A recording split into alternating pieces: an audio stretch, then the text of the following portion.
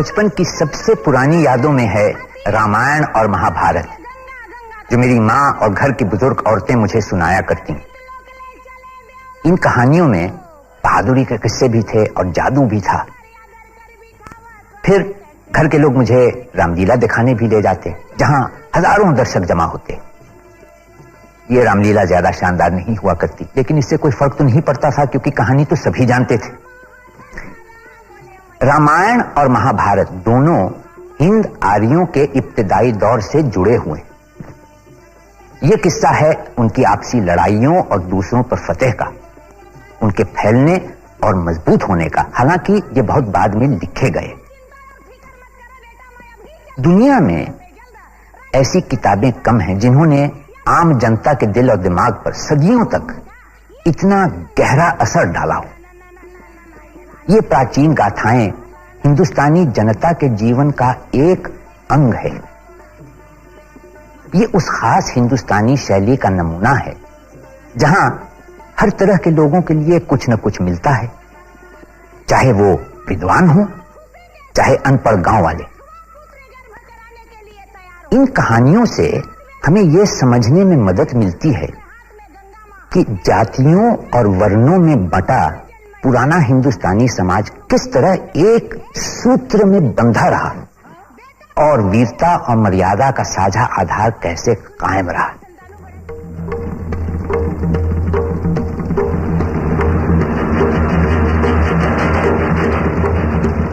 रामायण की कहानी महाभारत से पुरानी मानी जाती है। हालांकि महाभारत को पहले लिखा गया था। जो भी हो, जिस कबायली समाज की झलकियां महाभारत में मिलती हैं, वो रामायण के विकसित राजतंत्र से बहुत पहले का है। अगर महाभारत का कुरुक्षेत्र युद्ध यथार्थ था, तो पुरानी वंशावलियों से हिसाब लगाकर ये लड़ाई 850 ईसा पूर्व के आसपास ही हुई होगी। हस्तिनापुर को पुरानी वैदिक जाति कुरुओं की एक शाखा ने बसाया। कुरुओं के संबंधी पांडवों ने बाद में खांडवप्रस्थ जंगल जलाकर इंद्रप्रस्थ की स्थापना की, जो गालिबन दिल्ली के पुराने किले के आसपास। 200 ईसा पूर्व से सन 400 ईस्वी तक महाभारत के 3 संशोधन हुए। पहला 9000 श्लोक का संस्करण, जिसे जय कहते हैं, फिर 24000 श्लोक का संस्करण भारत, और अंत में 1 लाख श्लोक का महाभारत। इनके साथ साथ भारत में और भारत के बाहर भी महाभारत पर अनेक रचनाएं आधारित की गईं। तस्वीरों में, गानों में, नाटक में, चित्रपट पर और कई लोक शैलियों में भी। मध्य प्रदेश की पंडवानी शैली की एक मशहूर अदाकार हैं तीजन बाई।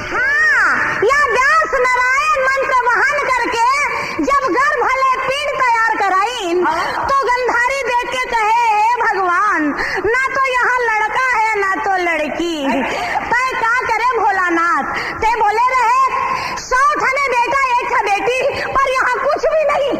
व्यास नारायण कहे, गंधारी धीरज धर, ये 100 कूड़ बना के तैयार कर दिन कका, और बोटी बोटी काट काट के 100 ठा खून में भरा के और मस्त वहाँ घी डाल दी, तो 100 ठने पुत्र के साथ साथ 1 लड़की तैयार और हो।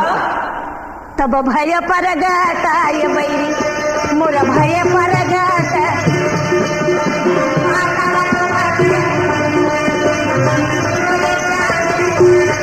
अरे ये तरफ गंधारी के 100 बेटा 1 लड़की हो गए दुसाला।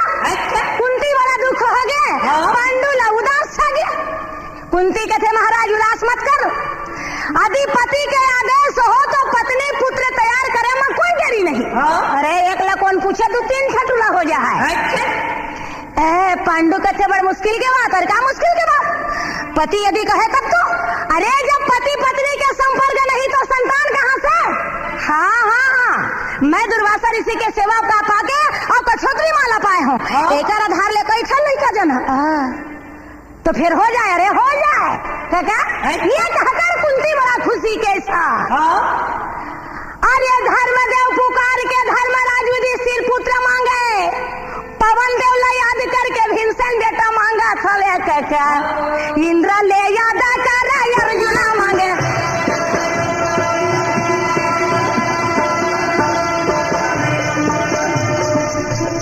पुत्र हो गए कुंती के, मादरी मुहुला फूला है, पांडु कथे कुंती हुल माला दे दे।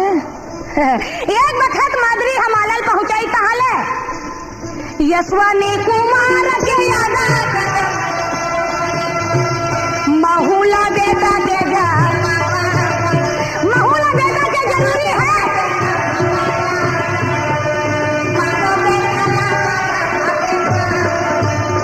मादरी यशवनी कुमार के हाथ पास ले बड़ा प्रेम के साथ नकुल और सहदेव बेटा मांगा था वे का।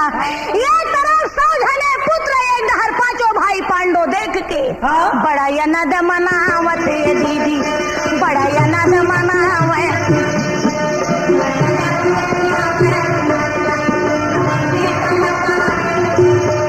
सौ जने पुत्र पाकर अत्यंत खुशी होकर बेचारे मन आनंद मनाने लगे हैं।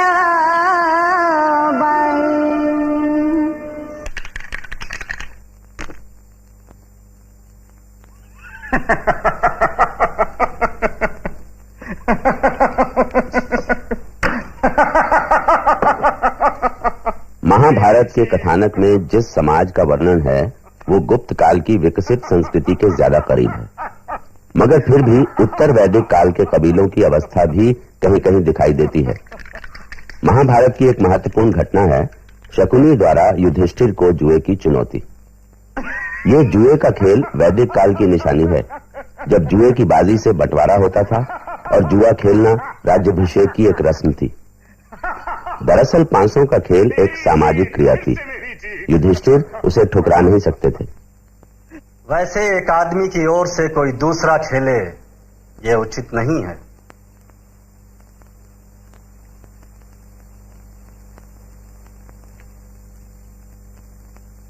अच्छा, तो तुम्हारी यही इच्छा है, यही सही। चलिए।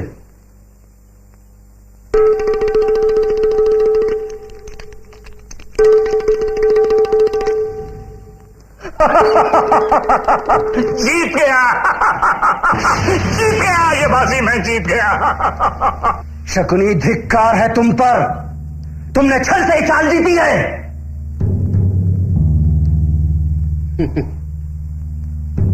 फिर भी आगे खेलो,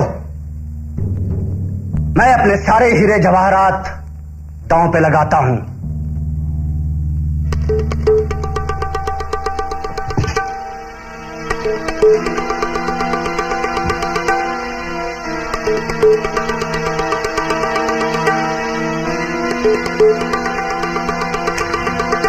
जीत, हमारी जीत। अब क्या लगाओगे दांव पर? मैं ब्राह्मणों और उनकी संपत्ति को छोड़कर अपने नगर, राज्य, भूमि और प्रजा को दांव पर लगाता हूं।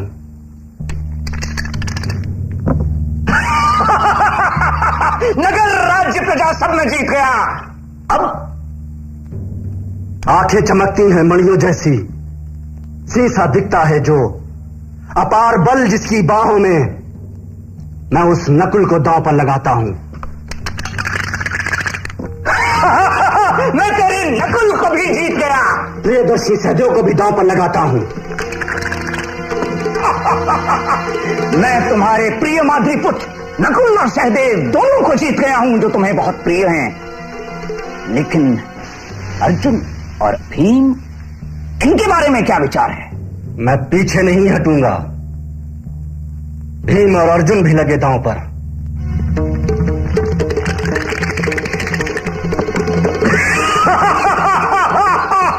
मैंने इनको भी जीत लिया। अब तो मैं ही बचा रह गया हूं। यदि मुझे भी जीत लिया गया तो हम मान लेंगे कि दुर्भाग्य और पराजय ही हमारी नियति है।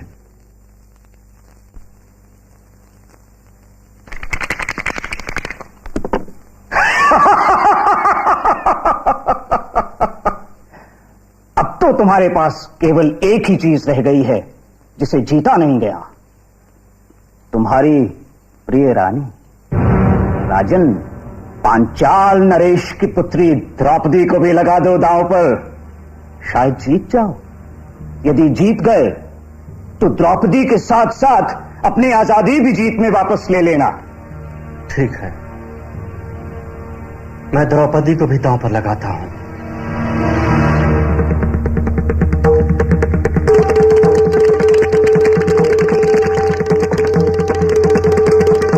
जीत गए, हम जीत गए, तुम हार गए द्रौपदी को।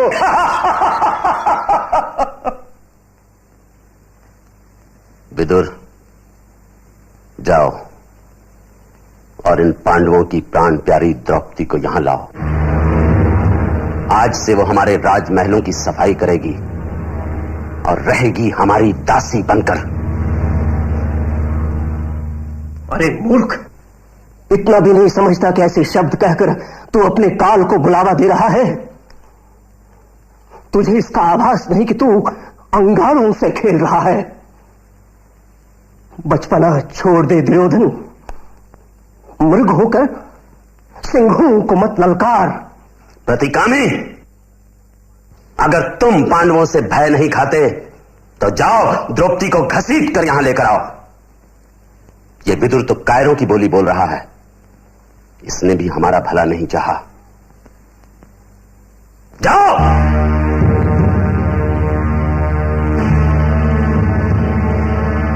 आर्य द्रौपदी, दुर्योधन का आदेश है कि मैं आपको सभा में ले जाऊं। क्यों? मेरे स्वामी के होते हुए दुर्योधन कौन होता है मुझे सभा में बुलाने वाला? पासों के खेल में युधिष्ठिर आपको हार गए हैं। जाओ और जाकर पूछो उस जुआरी से कि उसने पहले खेल में स्वयं को हारा है या मुझे।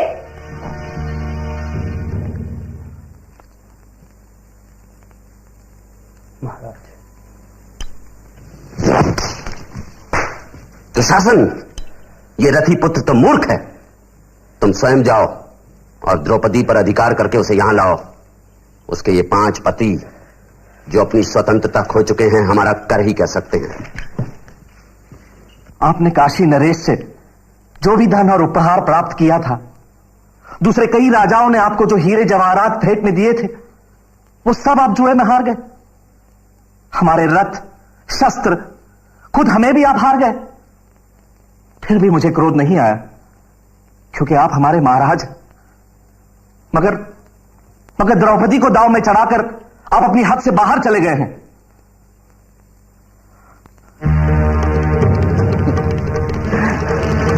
मुझको हाथ लगाता है।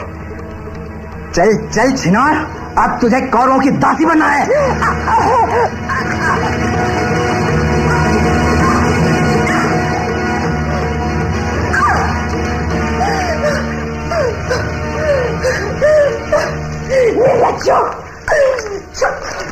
लगता है आज क्षत्रिय कुल की सारी मर्यादा नष्ट हो चुकी है। सदाचार के बंधन टूट रहे हैं और ये सभा मुंह बैठी देख रही है। अरे राजाओं, ओ लोगों, मेरा प्रण सुनो। युद्ध के मैदान में अगर इस पापी, अधर्मी, दुष्ट दुशासन का सीना चीरकर मैंने उसका खून न पिया तो स्वर्ग में अपने पूर्वजों के साथ मुझे स्थान न मिले। स्वयंवर में आए हुए राजाओं ने मुझे पहली बार देखा था, उसके बाद मैं कभी भी लोगों के सामने नहीं आई। लेकिन आज मुझे बलपूर्वक घसीटकर सभा में लाया गया है। यह निश्चित ही एक भयानक समय है जबकि कौरवों ने अपनी एक कुलवधू को ऐसी यातना पहुंचाई है। अरे ओ कौरवों, जरा ये तो कहो कि युधिष्ठिर की पत्नी उसी की तरह राजकुल में जन्मी आज तुम्हारी दासी बन जाओ? नहीं, तुम्हारा ये निर्णय मुझे स्वीकार नहीं है। अर्जुन, भीम, नकुल, सहदेव तो आपके अधीन हैं। क्यों धर्मराज? द्रौपदी के प्रश्न का आप ही उत्तर दीजिए कि वो हमारी दासी है या नहीं।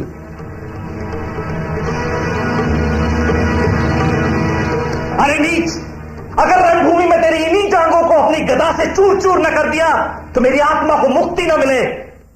चोला तोर माटी है रे, आया तोर माटी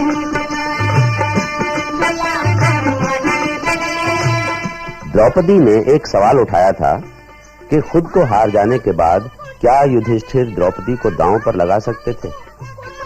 यही लगता है कि तब स्त्री को पुरुष की संपत्ति के रूप में नहीं देखा जाता था, यानी उत्तर वैदिक काल पूरी तरह पुरुष प्रधान नहीं था। द्रौपदी के 5 पति होना और कुंती का नियोग से पुत्रों को जन्म देना भी स्त्री प्रधानता के संकेत हैं। द्रौपदी कहे स्वामी, ये भाई बंधु सब एक दिखावा है। संसार में मेरा कोई नहीं। या मन में सोच कर देवी द्रौपदी कहे कन्हैया, आप तो दया के सागर हो मुरारी, बचाओ मेरे लाज बचाओ। ये बात सुन के कृष्ण जी चौक के आगे आवे। रुक्मणी कहे प्रभु आगे जात क्यों न तो पाछे लौट के आवत काबर नहीं। ये बात ले सुन के कहे क्या बताऊं रुक्मणी, यह समय तो द्रौपदी के ऊपर में कष्ट दुखा है। रुक्मणी कहे स्त्री के लाज ही एक इलाज है, इस वक्त लाज आप बचाइए। कृष्ण जी चढ़े छलांग गरुड़ में। कृष्ण जी भाग गए और वो पेड़ के साथ नौबत रहे। दोनों हाथ में पकड़ा दुशासन साड़ी। अरे जल्दी और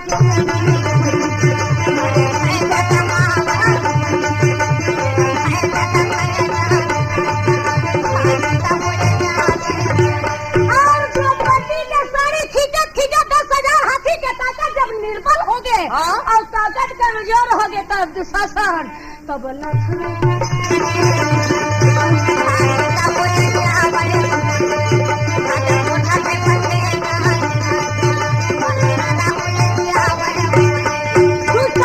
के साड़ी के खिंचाई।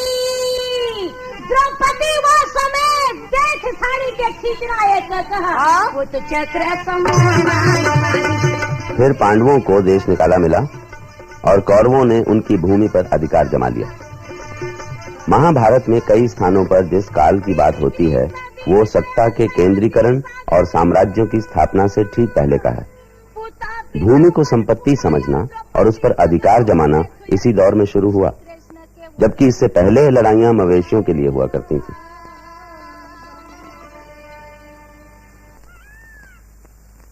मित्रों, भूपतियों, शकुनी ने धर्मराज को अधर्म से द्युत में हराया, छीन लिया राज्य। दुर्योधन ने वनवास भी कराया। जानते हैं आप कैसे कैसे क्लेश सहे, कहां कहां कैसे रहे, किंतु नहीं त्यागा पांडुपुत्रों ने कभी भी सत्य का सहारा। वचन दिया था दुर्वचन को निभाया। कुल परंपरा से जो राज्य है उनका वो उनको मिले, अब यही मत है, होना भी चाहिए सबका। आप लोग सोचें, विचार करें, बताएं सबका हित कैसे हो, सम्मान भी बना रहे, धर्म भी अनुकूल हो। स्वर्ग का भी राज्य नहीं लेंगे युधिष्ठिर यदि मिले अधर्म से, लेंगे सानंद धरती का टुकड़ा तक अगर मिले धर्म से। ध्यान में रखें आप, वे चाहते हैं मिले वही और उतना बाहुबल से कमाया था राज्य जितना। और वो राज्य धृतराष्ट्र के पुत्रों ने युद्ध कर नहीं जीता है, छल और कपट से छीना है।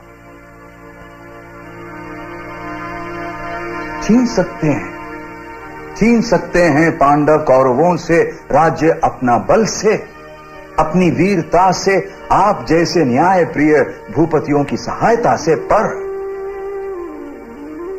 पर हमें धीरज से, शांति से काम लेना होगा। धृतराष्ट्र और दुर्योधन का मन समझना होगा। मंत्रणा है मेरी, इससे पहले कि बज उठे रणभेरी, भेजे हम दूत वहां धर्मशील दक्ष कुलीन, जो कौरवों का क्रोध शांत कर दे, दोनों दलों को मित्रता के बंधन में बांध दे, ताकि कौरव पांडवों का राज्य लौटा दे, रहे स्वयं सुख से और इन्हें भी सुख दे। सज्जनों, कृष्ण ने जो कहा वो धर्म सम्मत है। दूत भेजे हम, यही हमारा भी मत है। कोई कुछ भी कहे, द्यूत आखिर लड़ा है, कौरवों को मिली है जीत द्यूत विद्या से। अच्छा यही है द्यूत कभी न खेले कोई, हार जाए दांव पर रोए नहीं। युद्ध करना नहीं है अच्छी बात, छूट जाता प्रियजनों का साथ। इसलिए उचित यही है कि दूत जाएं, कौरवों का क्रोध शांत कर उन्हें मनाएं, पांडवों को राज्य दिलवाएं। सज्जनों, युद्ध है अन्याय, हमें तो दिखता एक ही उपाय। हित इसी में है, करें समझौता। क्यों करें समझौता? समझौता नहीं होता कोई उपाय, वही करते हैं समझौता जो होते हैं निरुपाय। बहुत सुन ली, न्याय ये है वो अन्याय है, खेलने को जुआ अपने घर बुलाना क्या न्याय है? छल कपट से जीतना क्या न्याय है? न्याय है कहना अवधि से पहले पांडु पुत्रों को लिया पहचान। अरे जिनके बसा करते हैं दूरता में प्राण, उनसे बात क्या करना? अरे जो खड़े हैं तलवार लेकर, उनके सामने जाकर हमें नहीं मरना। न्याय है पांडु पुत्रों का भाग अपना मांगना, ये समझ ले हम। वे नहीं लौटाएंगे ये भी समझ ले हम। आतताई को मिटाना धर्म है, याचना करना सदा अधर्म है, अधर्म है। कह रहे हैं सत्य निश्चय सात्विकी, नहीं सौंपेगा दुर्योधन बागडोर राज्य की। स्नेह अंधा पुत्र के प्रति, धृतराष्ट्र भी है अंधा। नमक खाया कौरवों का भीष्म ने, गुरु द्रोण ने, सूत पुत्र कर्ण ने, सब तो वहां पर अंधे। और दुर्योधन साथ उसके स्निग्ध स्वर में बोलना, बिल्कुल यही जैसे गऊ को मारना और गर्दभराज को पुचकारना। अगर हम पापियों से, मूर्खों से स्निग्ध स्वर में बोलते हैं, वो हमें दुर्बल समझते हैं, अकड़ते हैं। नहीं, उत्तम यही, हमारे मित्र राजा हैं, उन्हें संदेश भेजें हम। धर्म की खातिर सभी का हर तरह सहयोग लेंगे हम। श्री कृष्ण का कथन सही है, दूत भेजें, धर्म का पथ भी यही है। क्योंकि दुर्योधन बैठा नहीं रहेगा हाथ पर धरे हाथ। मान जाता है अगर, तब तो नहीं है बात कोई, अन्यथा रणभूमि है, हम हैं और कई अक्षौहिणी सेना हमारे साथ। आज इतना कहने मैं स्वयं यहां तक आया हूं। भाई भाई में युद्ध ना हो, संदेश शांति का लाया। निसंशय है गुणवान महा, सब राजघरानों में कुरुकुल। लहराती करुणा का वो बस, वो सत्यशील। हे दयानी पुत्र, तुम इस कुल के आधार स्तंभ, न्यायी हो, सच में नायक हो, दिखलाने वाले सही राह, दिग्दर्शक, सबके रक्षक हो। फिर क्यों अधर्म, क्यों लोभ बैर कौरवी विशेषण कहलाते? क्यों झूठ कपट की हवा चली, दुर्दिन के बादल मंडलाते? कौरव कुल पर संकट छाया, पूरा कुल नाश करेगा वो। चाहो तो निवारण हो जाए, है नहीं असंभव ऐसा वो। निर्भर सब कुछ हम पर, तुम पर राजन, ये समझना है हमको। तुम रोको अपने बेटों को, मैं रोकूंगा पांडव दल को। कौरव पांडव संग संग होंगे तो बल के संग होगा विवेक। क्या तुम्हें छेड़ने का साहस कर पाएंगे मिलकर अनेक? पांडव की जीती धरती पर अधिकार तुम्हारा ही होगा। तुम एक छत्र सम्राट, भला इससे भी बड़ा सुख क्या होगा? है युद्ध भयानक दावानल, जिसमें मानवता जल जाती।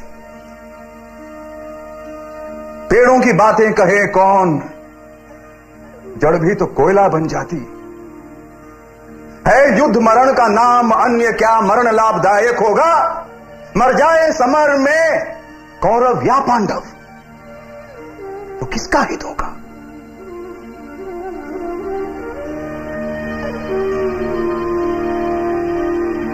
जब पिता छोड़कर चले गए तब पांडव बिल्कुल बच्चे थे। जिसने उनको दी छाह सदा वो और कौन, तुम ही तो थे। चलना सीखे उंगली पकड़े वो तात, तुम्हारी उंगली थी। जिस गोदी में खेले थे वे, वो एक पिता की ही तो थी। पांडव ना आज तक भूले ये, इसलिए शर्त पूरी करके लौटे हैं 13 बरस बाद वन से, ये आशा रख करके लौटा दे उनका राज्य आप। ये हाथ जोड़कर कहते वो, मुझको लगता ये धर्म मार्ग और यही सत्य का है आग्रह।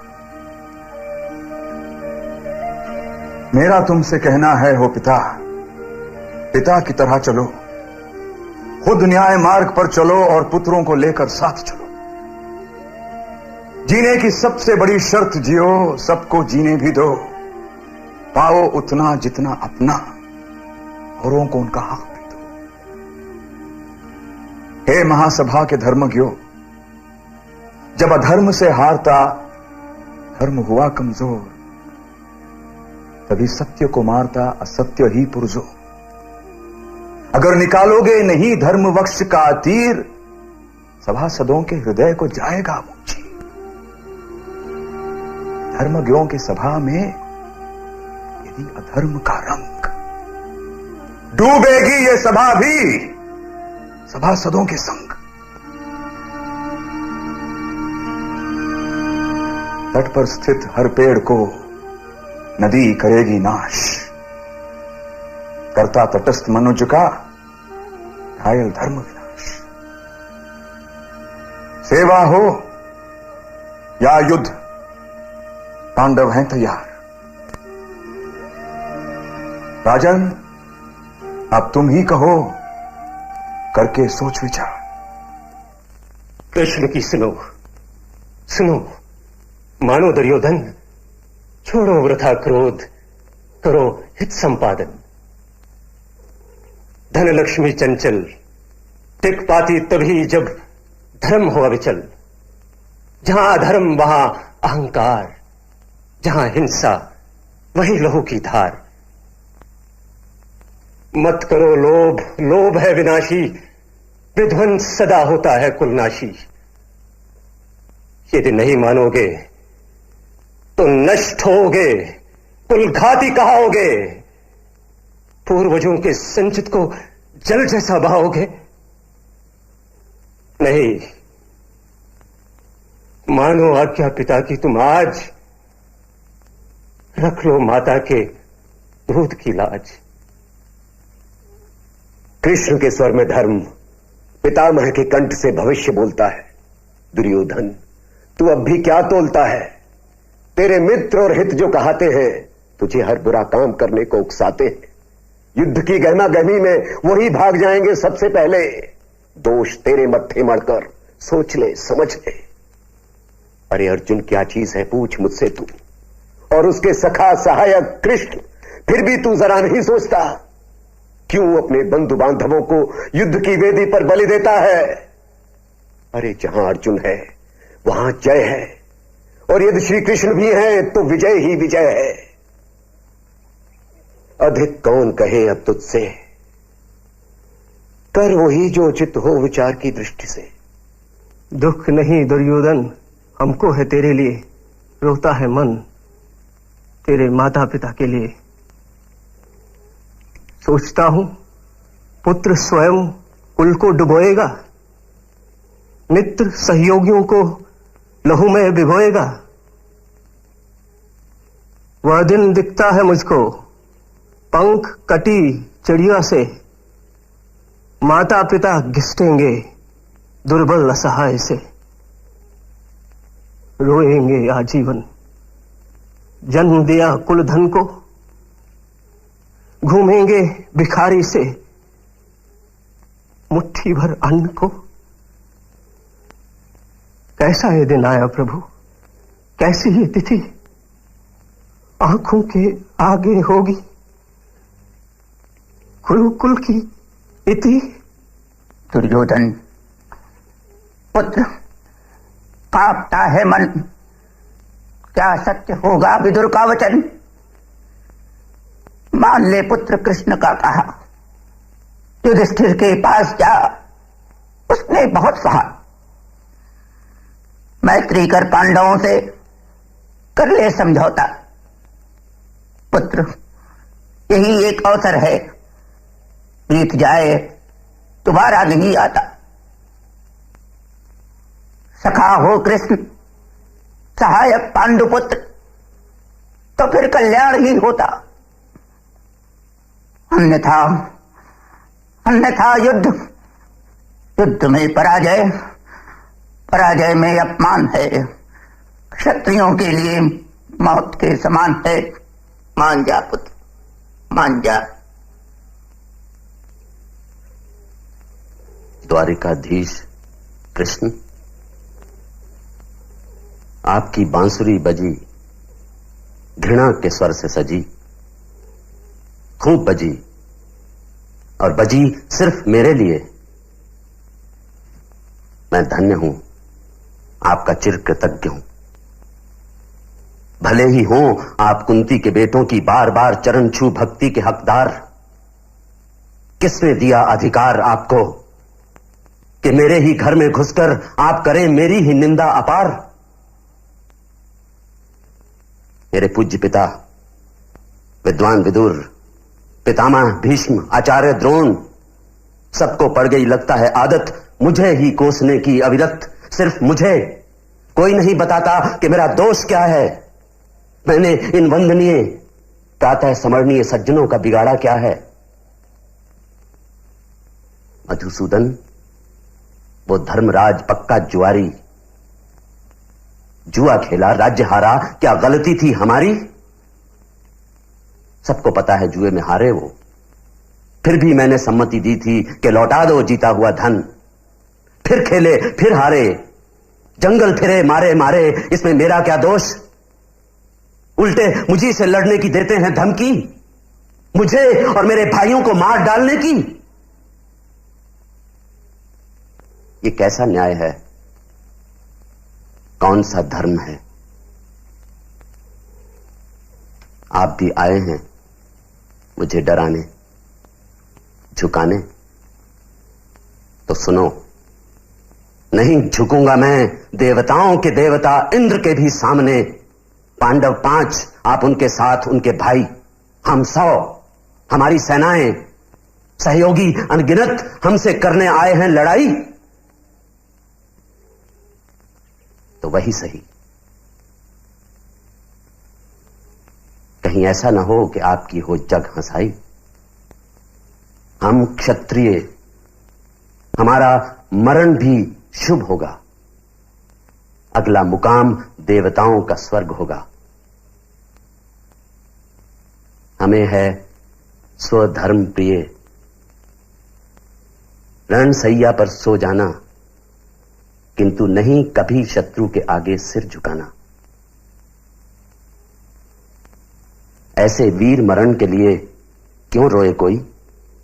मरण के डर से जिए कैसे कोई? कहा था मातंग मुनि ने, पुरुष रहे तनकर, कभी नहीं झुककर, टूट जाए भले ही नहीं रहे नम कर। ऐसे ही रहा हूं मैं, आगे भी ऐसे ही रहूंगा। क्षत्रिय की तरह जिया हूं और क्षत्रिय की तरह मरूंगा भी। यही धर्म जानता हूं मैं, और धर्म के आगे कुछ नहीं मानता मैं। जब तक जीवित हूं राज्यांश नहीं मिलेगा। वचन दिया था वृद्ध पिता ने मेरे बचपन में, मेरे पराधीन रहते। अज्ञानवश या डर के कारण दिया होगा उन्होंने, वो जाने। पर केशव, आज मैं जीवित हूं, बाहुबल युक्त हूं। नहीं, पांडवों को दोबारा राज्य नहीं मिलेगा। उतना भी नहीं जितना सुई की नोक पर समा जाए। ये दोनों दल सेना सजे धजे तैयार पहुंचे कुरुक्षेत्र मैदान। क्या एक तरफ तो पांडव मन के सेना, दूसरा कौरव तरफ। भीष्म पितामह गुरु द्रोणाचार्य कलिंग राजा भगदंत कर्णदानी यदि तो रहे सही। दोनों दल के बीच में कृष्ण जी कहे, मुरारी मुरे रथ घुसा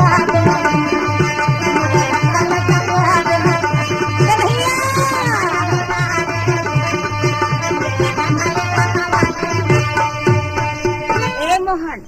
दोनों दल को तैयारी हो गए सभी। पर ये कौरव पांडव दोनों दल के बीच में मोर रथला घुसा के दिखा ताकि मैं देख लेता यहाँ कौन कौन वीर आए। कृष्ण देखा अकेला। चलिए अर्जुन चलिए। कृष्ण जी अपन रथ घुमाओ। वीर बजरंगबली रथ के पताका माँ। अच्छा गदा धड़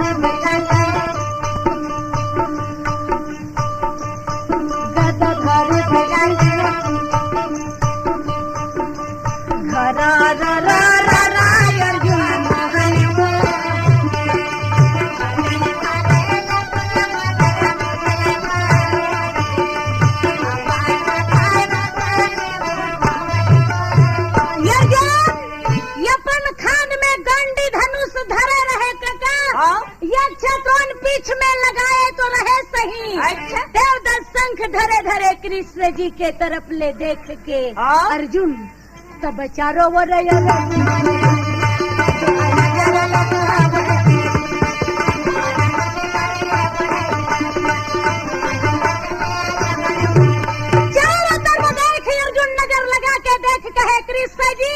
दोनों हाथ जोड़ प्रणाम कर कहे, मुरारी भीष्म पितामह बाबा गुरु द्रोणा ये भाई बंधु सब ले मैं नाश करके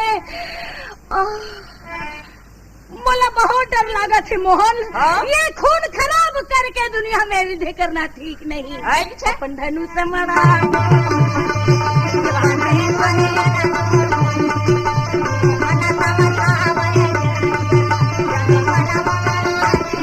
अर्जुन भाई बंधुला नहीं मानो की के धनुष मरा बड़ा प्रेम के साथ कृष्ण के पास हाथ जोड़कर बड़ा विनती के प्रभु के साथ बोलने लगे हैं। भगवत गीता महाभारत का ही एक हिस्सा है। इस महाकाव्य का महज एक प्रसंग, लेकिन ये अपने आप में पूरी तरह मुकम्मिल और शानदार है।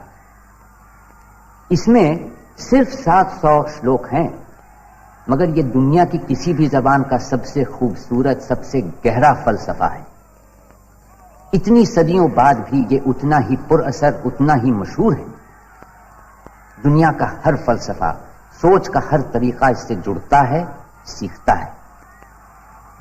ये बयान है एक नाजुक दौर का, राजनैतिक और सामाजिक संकट का, और इस सबसे बढ़कर आदमी की आत्मा में हो रही उथल पुथल का, जद्दोजहद का। हे कृष्ण, अपने ही बंधु बांधवों को युद्ध की इच्छा लिए तैयार खड़ा देख मेरे अंग ढीले पड़ रहे हैं, मुंह सूखा जाता है, शरीर कांप रहा है, भयानक रोमांच होता है, गांडीव धनुष हाथ से फिसला जाता है, सारी त्वचा जली जा रही है, मैं अटल खड़ा रहने में भी असमर्थ हूं।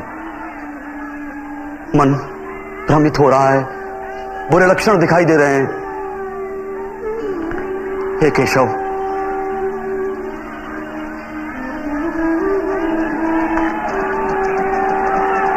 युद्ध में स्वजनों को मारने में मुझे कोई भलाई नहीं दिखाई देती। नहीं चाहिए मुझे विजय, राज्य, सुख। ऐसा राज्य हमारे किस काम का? ऐसे सुखों या ऐसे जीवन से क्या लाभ जिनके लिए हम राज्य, विलास और सुखों की कामना करते हैं? वे सब तो यहां अपना जीवन, धन छोड़कर खड़े हैं।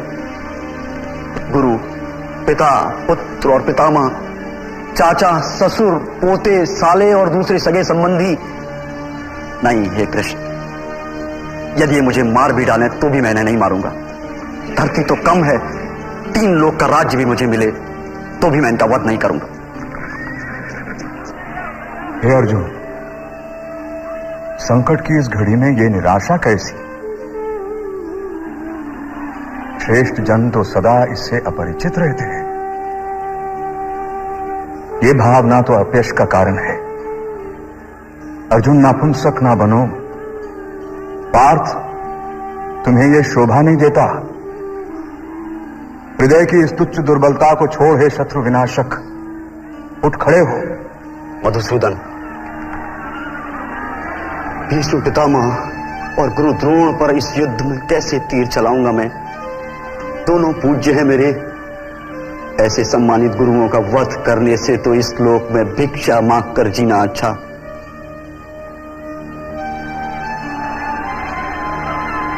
मैं कायरता के दोष में डूबा हुआ हूं। मति मारी गई है मेरी, कर्तव्य की राह से भटक गया हूं मैं। इसीलिए पूछता हूं, हे कृष्ण, मुझे वो उपाय बताएं जो निश्चित ही कल्याणकारी हो।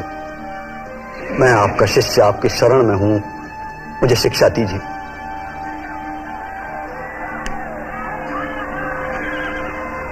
तुम उनके लिए शोक कर रहे हो जिनके लिए तुम्हें शोक नहीं करना चाहिए, और फिर बुद्धिमत्ता की बातें कर रहे हो।